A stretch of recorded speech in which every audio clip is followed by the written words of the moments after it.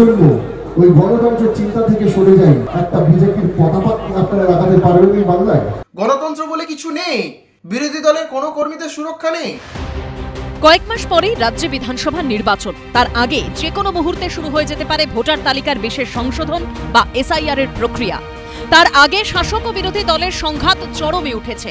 এই অবস্থায় বিজেপির উদ্দেশ্যে কার্যত হুমকি দিয়ে নতুন বিতর্ক বাঁধালেন যুব তৃণমূলের রাজ্য সহসভাপতি ও চণ্ডীপুরের বিধায়ক সোহম চক্রবর্তী। বৃহস্পতিবার পূর্ব বর্ধমানের গাংপুরে জেলা যুব তৃণমূলের বিজয় সম্মেলনের অনুষ্ঠান ছিল। সেই মঞ্চ থেকেই হুমকি দেন তৃণমূল বিধায়ক। সব থেকে বড় যদি কেউ গণতন্ত্রের পূজারী হয়ে থাকে তার নাম কি? মমতা বন্দ্যোপাধ্যায়। আপনারা যে এত বড় বড় এসে কথা বলেন বাংলাকে দখল করার, আমাদের নেত্রীকে, আমাদের নেতাকে আপনারা যেভাবে আক্রমণ করেন ব্যক্তিগতভাবে, যদি আমরা 1 ইঞ্চি 1 সেকেন্ডের জন্য ওই গণতন্ত্রের চিন্তা থেকে সরে যাই, বলা দূরের কথা, মিটিং করা দূরের কথা, মিছিল করা দূরের কথা, একটা বিজেপির পতাকা আপনারা লাগাতে পারবেন এই বাংলায়? পারবেন না। মিটিং মিছিল তো বিজেপিকে করতে গেলে তো বাধার সম্মুখীন হতে হয়, তো বাকি আর কি আছে? বিজেপির একজন সাংসদের এত রক্ত ঝরল, পশ্চিমবঙ্গে গণতান্ত্রিক পরিবেশ নেই। আর সোহমবাবুর বোঝা উচিত ভারতবর্ষের সংবিধান আছে, ভারতবর্ষের সংবিধান ভারতবর্ষের মানুষকে ইচ্ছে মতো রাজনৈতিক দল করার অধিকার দিয়েছে। সোহমবাবু বা সোহমবাবুর মালকিন মমতা বন্দ্যোপাধ্যায় কৃপা করে দেয়নি।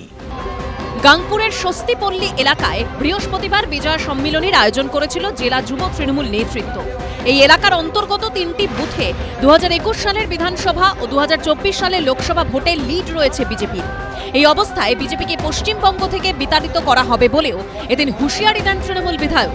আজই গণতন্ত্র আছে বলেই আপনারা আসছেন, আপনারা মিটিং করছেন, আপনারা মিছিল করছেন, আমরা শুনছি, আপনাদের ভাওতা দেখছি এবং নিজের মনে মনে হাসছি এবং অপেক্ষা করছি যে কবে নির্বাচন আসবে, আবার গণতান্ত্রিক পদ্ধতিতে আপনাদেরকে বাংলা থেকে বিতাড়িত করবে।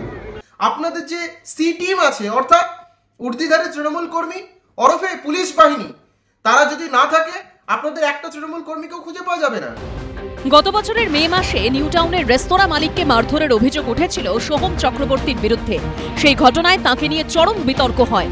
শেষ পর্যন্ত ক্ষমা চাইতে হয় তৃণমূল বিধায়ককে। এবার বিজেপিকে হুমকি দিয়ে ফের বিতর্কে জড়ালেন তিনি।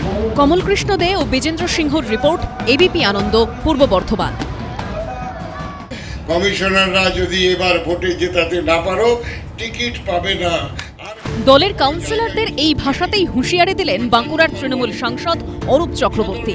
বছর ঘুরলেই রাজ্যে বিধানসভা ভোট, তার আগে ঘর গোছাতে ব্যস্ত সব দলই। এই আবহে বাঁকুড়ায় তৃণমূলের বিজয় সম্মেলনের মঞ্চ থেকে কাউন্সিলরদের কার্যত হুঁশিয়ারি দিলেন তৃণমূল সাংসদ।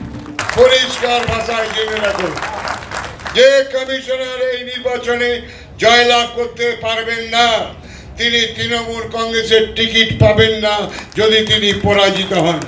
আজকে ঠিক করুন, তৃণমূল কংগ্রেসটা করবেন, ভোটটা করবেন, তাহলে থাকুন। ভিড় করার জন্য দয়া করে কেউ আসবেন না। দলের কর্মীদের গোষ্ঠীদ্বন্দ্ব নিয়েও কড়া বার্তা দিয়েছে জেলা নেতৃত্ব।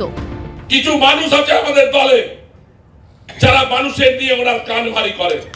আমি সেই লোকগুলোকে বলবো যে আপনারা দলটাকে ক্ষতি করছেন, এটা কিন্তু করবেন না, নোংরামিটা করবেন না। লাগান ভাদান করে কেউ বড় হয় না। 2021 বিধানসভা ভোটে বাঁকুড়া সদর সহ এই জেলার 12টি বিধানসভার মধ্যে 8টিতেই হেরে যায় তৃণমূল। 2024 লোকসভা নির্বাচনে বাঁকুড়া লোকসভায় জিতলেও বাঁকুড়া পুরো এলাকায় 24টি ওয়ার্ডের মধ্যে 22টিতেই তৃণমূল পিছিয়ে ছিল।